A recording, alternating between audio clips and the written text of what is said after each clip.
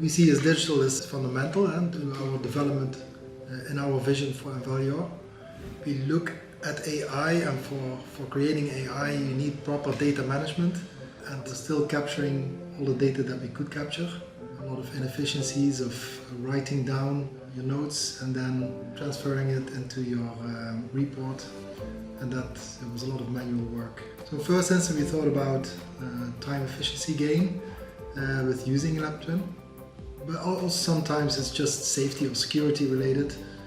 For safety it's a lot working with chemicals with your gloves or when you're in a glove box and you have to make notes, then either you don't or you have to take off your gloves or get out of the glove box and make the notes.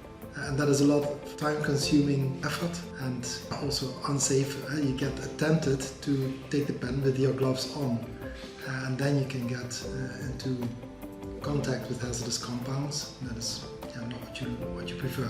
We started off with people that volunteered to make use of LabTwin.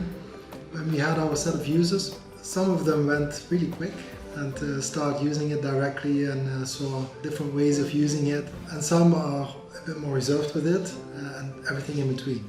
Because in the beginning is always an investment as well. It's not everything runs by itself. And once you see that the efficiencies is created or it's more safe to work with it, then you actually want to make use of it. So that should always be the driver. The driver is the scientists themselves. And if they see the value, you have early adopters and then it starts growing, people get enthusiastic, then other people want to jump in. We have already seen that happening over the last half year.